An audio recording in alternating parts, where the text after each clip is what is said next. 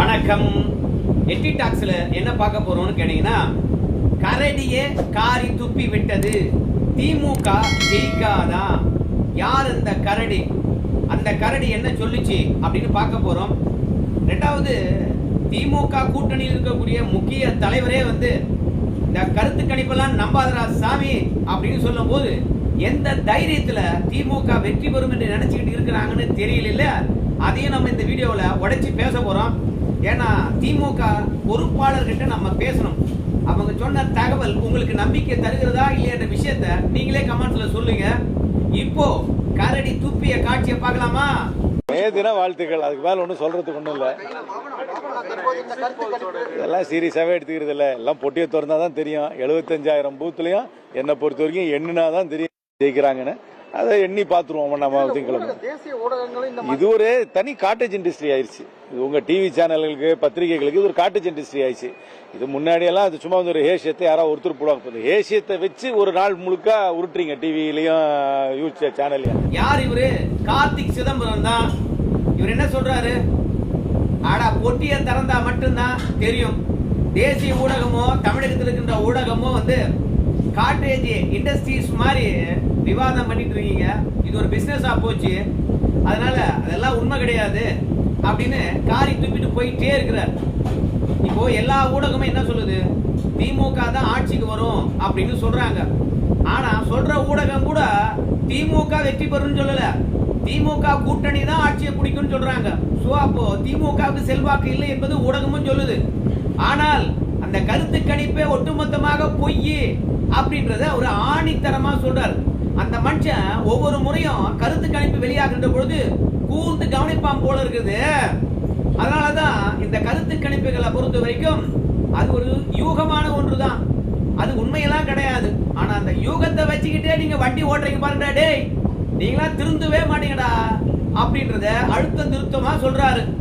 இது ஊடகங்களுக்கு சொல்றாரா இல்ல ஊடகத்தை பணம் கொடுத்து நாங்க தான் வெற்றி பெற போறோம்ன்றத அது பொய்யா இருந்தாலும் பரவாயில்ல அதை வச்சு விவாதம் நடத்துறா அப்படின்னு பணம் கொடுத்து கருத்து கணிப்பு வெளியிடுகின்றார்களே அவர்களை சொல்றாரா என்னவோ தெரியல. தேர்தலுக்கு முன்பாக இந்த மாதிரியான கருத்து கணிப்பு வெளியிட்டா கூட பரவாயில்ல, 4 ஓட்டாவது விடும். ஆனால் தேர்தல்லாம் முடிஞ்சு போயிடுச்சு, வாக்கு எண்ணிக்கை நாளைக்கு. அப்படி இருக்கின்ற பொழுது ஊடகம் பொறுத்த வரைக்கும் ஆனா திமுக தான் வெற்றி பெற போகுது, திமுக கூட்டணி தான் ஆட்சி கட்டில ஏற போகுது அப்படின்னு சொல்லிக்கிட்டு இருப்பதெல்லாம் எதுக்கு பயன் தர போகுது? ஒருவேளை எல்லா ஊடகமும் மகாராஷ்டிராவில் காங்கிரஸ் கூட்டணி தான் வெற்றி பெறும்னு சொல்லிட்டு இருந்தாங்கல்ல, திடீர்னு பாஜக கூட்டணி வெற்றி பெற்று போய்விட்டது. அத அடிப்படையா வச்சு நம்முடைய ராகுல் காந்தி ஓட் சோரி வாக்கை தேடி விட்டார்கள் அப்படின்னு சொல்லிவிட்டு ஒரு பிரச்சாரம் பண்ணா பாருங்க. அடுத்த தேர்தலுக்கு மகாராஷ்டிராவை வச்சு ஐயோ மகாராஷ்டிராவில் பாஜக எப்படி வெற்றி பெற்றுச்சு, வாக்குகளை தேடி தான் வெற்றி பெற்றுச்சு அப்படின்னு சொல்லிட்டு ஒரு பிரச்சாரத்துக்காக பயன்படுது மாதிரி. இப்போ தமிழகத்துல உள்ளாட்சி தேர்தல்ல இந்த மாதிரி கருத்து கணிப்பு எல்லாம் பாத்தீங்கன்னா திமுகவுக்கு ஆதரவா தான் இருந்தது. மிஷின்ல கை வச்சுட்டாங்க. அதனாலதான் சட்டமன்ற தேர்தலில் வெற்றி பெற்றாங்க. ஆனா உள்ளாட்சி தேர்தல் அவங்களால வெற்றி பெற முடியுமா? பார்த்துலாம ஒரு கை அப்படின்னு சட்டமன்ற தேர்தலில் தோல்வி அடைந்து சோர்ந்து போய் இருக்கக்கூடிய திமுக தொண்டர்களை உற்சாகப்படுத்துவதற்கு வேண்டுமானால் இந்த கருத்து கணிப்புகள் பயன்படலாம். ஆனாலும் ஒருபோதும் அது உண்மை இல்லை அப்படின்னு பிரேமலதா விஜயகாந்த் அவர்கள் பேசியிருந்தாங்க. அதை நம்ம முந்தனேத்தே தந்துருந்தோம். நேத்து நம்முடைய கார்த்திக் சிதம்பரம் போட்டு உடைச்சிட்டார். நீங்க திருந்தவே மாட்டீங்களா அப்படின்றத அழுத்தம் திருத்தமா சொல்றாரு. இப்ப கார்த்திக் சிதம்பரத்தை பொறுத்த வரைக்கும் என்ன நெரேட்டிவ் செட் பண்ணிருக்கலாம்? எல்லா ஊடகமும் திமுக கூட்டணி தான் ஆட்சியை பிடிக்கும்னு சொல்லும் பொழுது ஆமாயா கருத்து கணிப்புல பொறுத்த வரைக்கும் என்ன தப்பா போச்சு? திமுக கூட்டணி தான் வெற்றி பெறும் சொல்லியிருக்காங்க. திமுக கூட்டணி தான் மக்களுக்கு நல்லா பண்ணிருக்குது, நல்லாட்சி செஞ்சிருக்குது. அதனால மீண்டும் திமுக ஆட்சி வரும் அப்படின்னு சொல்லியிருக்கலாம். ஏப்பா நான் வாக்குப்பதிவுக்கு பிந்தைய கருத்து கணிப்புலாம் நான் நம்பலப்பா. ஆனா திமுக நல்லாட்சி பண்ணிருக்குது, மீண்டும் திமுக கூட்டணி ஆட்சிக்கு வரும் அப்படின்னாவது அழுத்தம் திருத்தமா சொல்லணும் இல்ல. ஆனா திமுக கூட்டணி ஆட்சிக்கு வரும் என்ற வார்த்தை கூட சொல்ல மாட்டார். ஒட்டிய திறந்து எண்ணட்டும், அதுக்கப்புறம் மக்கள் என்ன தீர்ப்பு அணிஞ்சிருக்காங்கன்னு நம்ம பார்க்கலாம். அது வரைக்கும் ஒன்றும் பேசுறதுக்கு இல்ல. யோகமாக வருகின்ற விஷயத்தெல்லாம் வச்சுக்கிட்டு நீங்க நடத்துறீங்க பாருங்கடா விவாதம், டே நீங்க திருந்தவே மாட்டீங்களாடா அப்படின்றது நம்முடைய கார்த்திக் சிதம்பரம் அவர்களுடைய உண்மையான பதிவா இருக்குது. அதாவது திமுக மற்றும் காங்கிரஸ் போன்ற முக்கிய கட்சிகளை பொறுத்த வரைக்கும் இந்த ஓட்டிங் மிஷினை பற்றி தோத்துட்டாங்கன்னா அவங்க தப்பா பிரச்சாரம் பண்ணுவாங்க, ஜெயிச்சிட்டாங்கன்னா அமைதியாயிடுவாங்க.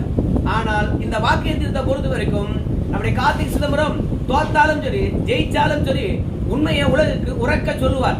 ஆனா வாக்கு எந்திரத்தை பொறுத்த வரைக்கும் ஒரு கால்குலேட்டர் மாதிரி தான். அதுல எந்த சிப்பும் இல்ல, ஆர்டிபிஷியல் இன்டெலிஜென்ட்டும் கிடையாது, ரெண்டாவது இன்டர்நெட் கனெக்ஷனும் கிடையாது, மூன்றாவது அந்த வாக்கு மிஷினை பொறுத்த வரைக்கும் நம்ம வாக்கு செலுத்தி விட்டோம் என்றால் சீல் வச்ச உடனே அதுல இருக்கின்ற பேட்டரி கூட கைட்டுருவாங்க. அப்படி பேட்டரி கைட்டிட்டா மின்சாரமே இல்லை. அப்படி மின்சாரமே இல்லாத பொழுது அதுல எப்படி நம்ம தேவையான வாக்குகளை உள்ள செலுத்த முடியும்? இந்த அடிப்படை அறிவு கூட இல்லாம வாக்கு எந்திரத்தின் மீது பழி போறீங்களா அப்படின்னு சொல்லிட்டு போட்டு உடைச்சாரு உண்மைய கார்த்திக் சிதம்பரம். அதே மாதிரிதான் இந்த கருத்து கணிப்புகள் அத்தனையும் பெய்டு ப்ரமோஷன் தான், பணம் கொடுக்கறாங்க, ஆளுக்கு ஆதரவா போடுறாங்க அப்படின்றது கார்த்திக் சிதம்பரத்தின் மூலமாக நமக்கு நல்லா தெரிஞ்சு போச்சு. சரி, திமுக கூட்டணியில் இருக்கக்கூடிய கட்சிகளே கருத்து கணிப்பை நம்பாத பொழுது திமுக எதை வச்சு வெற்றி பெறும் என்று நம்புகின்றார்கள் அப்படின்னு பார்க்கும்போது ஒரு கணக்கிட சொல்றாங்க. திமுக பொறுத்த வரைக்கும் 25% வாக்குகளை வச்சிருக்குதான். அதே மாதிரி காங்கிரஸ் ஆனது 5% வாக்குகளை வச்சிருக்குதான். அப்போ திமுக 25, காங்கிரஸ் 5, 30% ஆயிடுச்சுங்களா? விசிக 4% வாக்குகள் வச்சிருக்குதான். திமுக 25, காங்கிரஸ் 5, விசிக 4, மொத்தம் 34%. சோ இதுவே வெற்றிக்கு போதுமானது. ஏன்னா 4 முனை போட்டி, 4 முனை போட்டியில 30% வாக்கு எடுத்தாவே போதும். ஆனா நாங்க 34, எத்தனை கட்சி? 3 கட்சியா 34. அப்ப 34% இருக்கின்ற பொழுது நாங்க ஏன் அதிர்புதிரியா வெற்றி பெற மாட்டோம்? அதோட தேமுதிக இருக்கிறது, கம்யூனிஸ்ட் கட்சிகள் இருக்கிறது, மதிமுக இருக்கிறது, மனிதநேய மக்கள் கட்சி இருக்கிறது, மனிதநேய ஜனநாயக மக்கள் கட்சி இருக்கிறது, கொங்கு ஈஸ்வரன் இருக்கிறார். சோ இந்த மாதிரி ஏகப்பட்ட கட்சிகள், மொத்தமாக 24 கட்சிகள் இருக்கு. இந்த 24 கட்சிகளும் ஒன்று சேர்ந்து எல்லாத்துக்கும் பாத்தீங்கன்னா கால் பர்சன்டேஜ் போட்டா கூட மீதி இருக்கின்ற 21 கட்சிகளுக்கு மொத்தமாக 3% வாக்குகள் இருக்குன்னு வச்சுக்கிட்டா கூட, 21 கட்சிகளுக்கு 3% வாக்குகள் இருக்குன்னு வச்சுக்கிட்டா கூட ஏற்கனவே 34, திமுக 25, காங்கிரஸ் 5, 30, விசிக 4, 34, மீதி இருக்கிற 21 கட்சிகளுக்கு 3%. அப்போ 39%.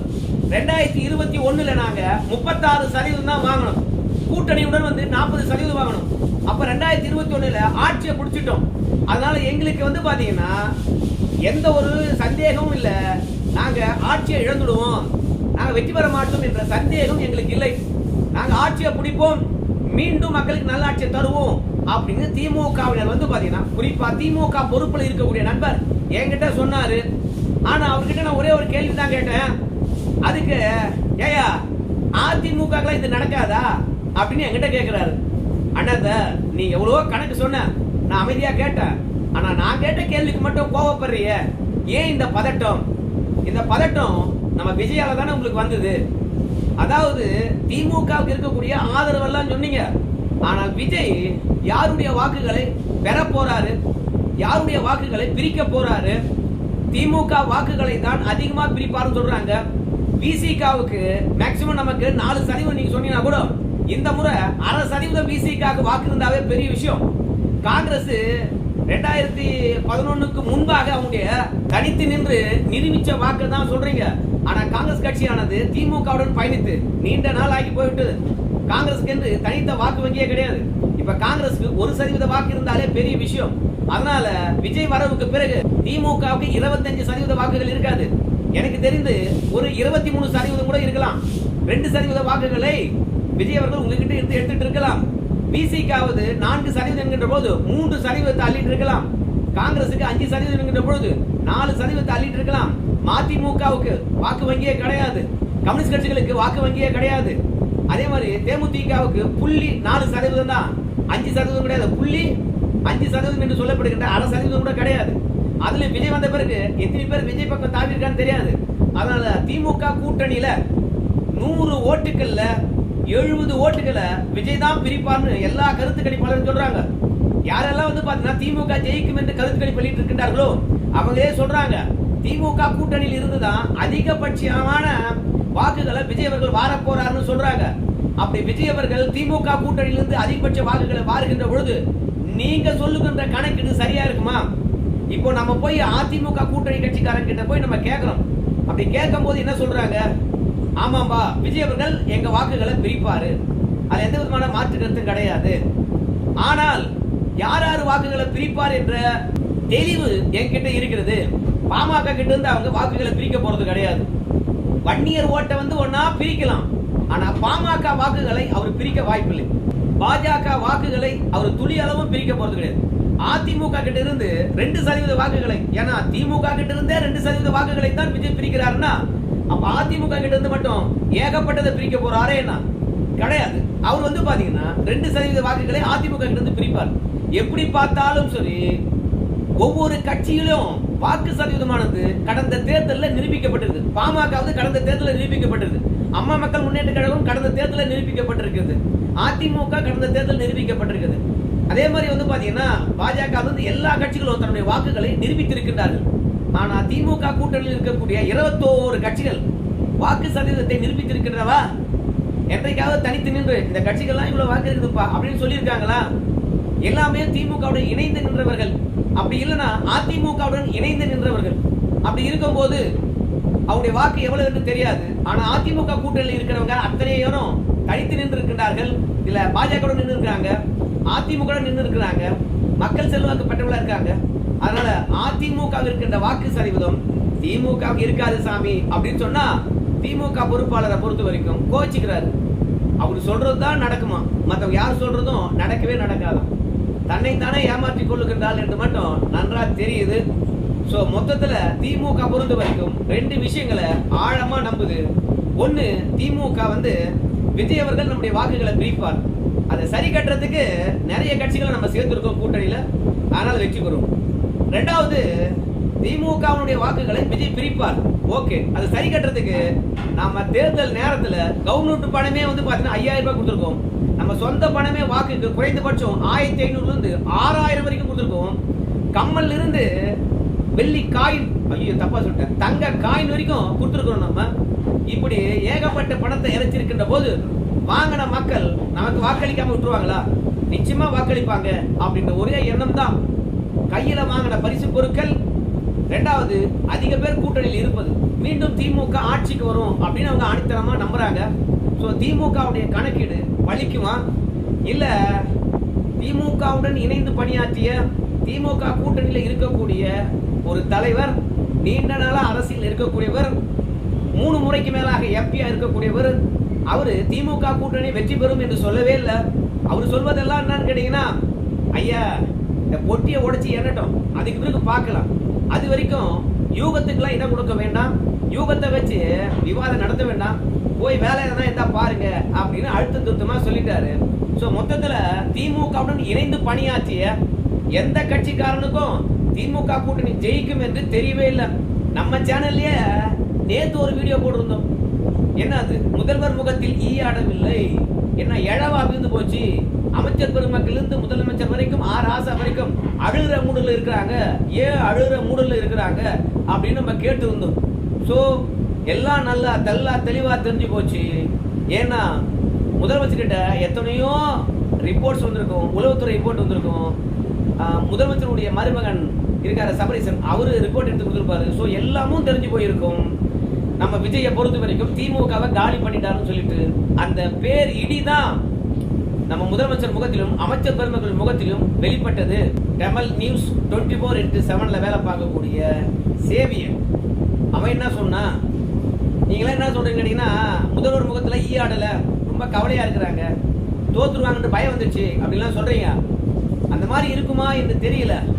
ஏழை வீட்டுல ஒருத்தன் உட்காந்துருப்பான அந்த மாதிரி மேதினி விழாவில் கலந்துக்கிட்டு சோகமா இருந்தாங்க அப்படின்னு சொல்றீங்க. முதலமைச்சரை பொறுத்த வரைக்கும் கூட்டணி ஆட்சி வந்துருச்சு, இவ்வளவு கஷ்டப்பட்டும் இவ்வளவு நல்லது செஞ்சோம், கூட்டணி ஆட்சி வந்துருச்சு அப்படின்ற வருத்தத்துல மட்டும்தான் முதலமைச்சர். இல்லைன்னு வச்சுங்களேன், ரொம்ப சூப்பரா இருந்திருப்பாரு. வெற்றி பெறுவோமா என்ற சந்தேகம் இல்லை. ஆனால் வெற்றி பெற்றும் கூட்டணி ஆட்சியா? காங்கிரஸ் எல்லாம் என்ன உழைச்சான், அவனுக்கு எல்லாம் என்ன பங்கு தர வேண்டியதா இருக்குது? நம்ம முதுகுல ஏறி தான் சவாரி செஞ்சான் காங்கிரஸ் கட்சிக்காரன். அவன் ரிசல்ட்டே வரல, அதுக்குள்ள பாத்தீங்கன்னா கூட்டணி ஆட்சியில பங்கு கொடுத்தா கொடு, அப்பதான் நாங்க பாத்தீங்கன்னா திமுக கூட்டணியில இருப்போம் அப்படின்னு சொல்றான். இவனுக்கெல்லாம் பங்கு கொடுத்து இவனெல்லாம் வழிக்கு கொண்டு வந்து இவனையும் ஒன்னு சேர்த்துக்கிட்டு நம்ம ஆட்சி நடத்தணுமா அந்த கவலை தான் இருக்கும். அப்படியே கொடுத்தாலும் இப்போ திமுக கூட்டணியில இன்னும் பல கட்சிகள் இருக்குது. அவங்க எல்லாம் ஒவ்வொருத்தரா கேட்பாங்களே, அவங்களுக்கு எல்லாம் என்னென்ன பங்கிட்டு தருவது அப்படின்னு ஒரு கவலை இருக்கலாம். அப்படியே இருந்தாலும் நம்ம அமைச்சரவையில பல முக்கிய தலைவர்களுக்கு அமைச்சர் பதவி கொடுத்து வச்சிருந்தோம் திமுகவில்.